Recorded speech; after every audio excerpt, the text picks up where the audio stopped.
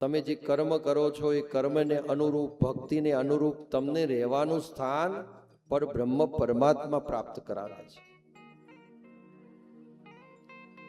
એટલે જેટલા પણ જીવાત્માઓ છે, આપણને એમ લાગે કે એવું તો કઈ હોતું હશે, તો તમે વિચાર કરો, પક્ષીઓ છે, પક્ષીઓને ક્યાં ઘર છે? વૃક્ષોનું સ્થાન આપ્યું કે નહીં? સાંજ પડે એટલે વૃક્ષ ઉપર પક્ષી રહે.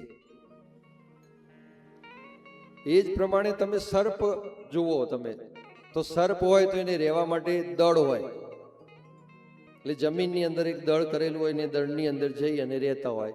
એવી રીતે કીટ, પશુ, પતંગિયા બધાને રહેવાનું સ્થાન પર બ્રહ્મ પરમાત્માએ આપ્યું છે.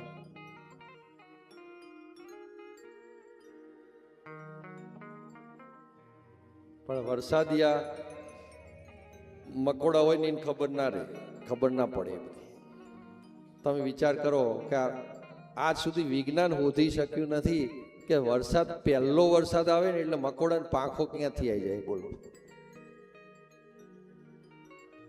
જોઈ છે મકોડાને પાંખો? ક્યારે આવે કહો? હા, પહેલો વરસાદ આવે ને એટલે મકોડાને પાંખો આવે. અને એ ક્યાંથી આવે છે શોધી શકાતું નથી. આમ ખબર પડે કે આ મકોડાને પાંખો કેવી આવી? આમ મકોડા દેખાતાય ના હોય, પણ આમ પછી તમારે વરસાદ આવે એટલે પાંખો વાળા મકોડા દેખાય. એટલે એવી સૃષ્ટિ, બધા જીવાત્માઓ છે ને, જીવાત્માઓને અલગ અલગ પર બ્રહ્મ પરમાત્માએ રહેવાનું સ્થાન આપ્યું છે. ઘણા લોકો ઘરમાં ગરોળી જુએ એટલે ગરોળીને તો આઈ જ બન્યું, દે ધના ધન સીધું એના, કાં તો બહાર કાઢી આવશે, કાં તો જય સીતારામ. પણ એ સ્કેનર છે. નાની નાની કીટ, જીવાતો, આવું કઈ આવતું હોય ને તો એ ગરોળી જે છે એ બધું એનો ખોરાક છે, એટલે એ ખાઈ જાય, એટલે તમને બીજી બધી વસ્તુઓમાં શાંતિ આપે. પણ બહેનો તો જ્યાં જોઈ ગયા એટલે વાત પૂરી. એટલે આ બધી વસ્તુ ભગવાને બનાવી. તમે જુઓ તો ખરા કેવા કેવા જીવ બનાવ્યા છે ભગવાને. અને આ બધા જીવાત્માનું પોષણ, રહેવાનું સ્થાન તો પરમાત્માએ આપ્યું છે. પણ એ જે જીવાત્મા, જે જીવ જન્મ્યો છે ને, એના પોષણની જવાબદારી પણ પરબ્રહ્મ પરમાત્માએ ઉપાડી છે. આપણે ઘણી બધી ચિંતાઓ કરીએ કે ભાઈ મારું શું થશે, હું આમ કરીશ, પણ કશું ચિંતા કરવાની જરૂર નહીં. તમને અન્ન, ધન અને વસ્ત્ર પર બ્રહ્મ પરમાત્મા આપી દે, આપી દે અને આપી જ દે. એમાં તમારી કોઈ સંશય રાખવાની જરૂર નથી. તમે જે પણ ખોટી ચિંતાઓ કરો છો એના કરતા એટલો સમય ભગવાનની ભક્તિમાં લગાવો. ભગવાનની ભક્તિમાં લગાવશો એટલે પરબ્રહ્મ પરમાત્મા આદેશ કરી જ દે, થઈ જાય. એનું તાજસ્ય ઉદાહરણ, તમે બધી માતાઓ છો, અહીંયા જે બેસેલા છો એ બધી માતાઓને ખબર છે.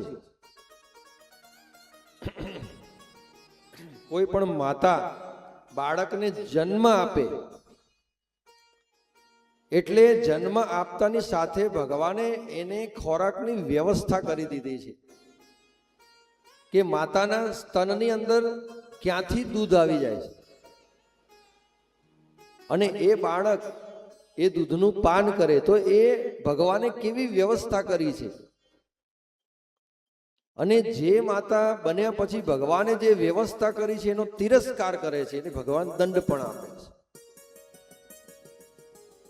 કે બાળકને જન્મ આપ્યો, બાળકને પીવડાવવા માટે દૂધની ભગવાને વ્યવસ્થા કરી, પણ અત્યારની ઘણી બધી માતાઓ એવી છે કે બાળક હોય એને જે કહેવાય સ્લ્યુ, ટોટી હોય, એક નાની બોટલ હોય, બોટલ દ્વારા દૂધ પીવડાવે ને પોતાનું માતૃત્વની ઝંખના, પોતાનું જે ભગવાને આપ્યું છે સ્તનપાન કરાવવાનું કાર્ય એ ઘણી બધી માતાઓ નથી કરતી. અને નથી કરતી એનું દંડ કેવો ભોગવવો પડે છે કે ઘણીવાર સ્તનપાનની અંદર જે દૂધ હોય છે એને સૂકવવા માટેની પાછી અત્યારે ગોળીઓ નીકળી છે, એ ગોળીઓ લે, એનાથી એ દૂધ જે છે એ સુકાઈ જાય સ્તનની અંદર અને એ જે સ્તનની અંદર દૂધ સુકાઈ જાય છે એની અંદરથી પછી ગાંઠો થાય છે, અને એ ગાંઠો થાય એનાથી પછી સ્તનના કેન્સર થાય છે. કારણ કે એ તો માતૃ જે છે એ બનાવ્યું છે પરમાત્માએ, અને તમારો લાલો છે, લાલાને સ્તનપાન કરવા માટે જે વસ્તુ બનાવી છે. જો ધર્મના સંસ્કાર ના હોય અને ધર્મના સંસ્કારનું સિંચન તમારામાં ના હોય, અને જો નાના બાળકને જો પોતાનો લાલો સમજી પર બ્રહ્મ પરમાત્મા પધાર્યા છે એમ સમજી અને જો એ લાલાનું તમે સ્તનપાન ના કરાવો તો જીવન તમારું વ્યર્થ છે. અને એના કારણે પછી કેવી કેવી મુશ્કેલીઓ ભોગવવી પડે છે જીવનમાં. પછી 5 વર્ષ 7 વર્ષ 10 વર્ષ થાય કે ભાઈ ફલાણા બેન છે એમને તો સ્તનનું કેન્સર થયું છે. પણ સ્તનનું કેન્સર કેમ થયું? કે પોતે જે કર્મ ભગવાને આપ્યું છે એ કર્યું નથી, અને એના કારણે જ્યાં ત્યાં જે બેક્ટેરિયા રહી ગયા ને એને જે અસર કરી એના દ્વારા એ ઉત્પન્ન થયું છે. માટે પરબ્રહ્મ પરમાત્માએ જે કંઈ પણ જીવાત્મા જગતમાં આવ્યો છે એને પોષણની વ્યવસ્થા કરી દીધી છે. કોઈ પણ પશુ હોય તો પશુની અંદર પણ એ પ્રમાણેની વ્યવસ્થા કરી દીધી છે.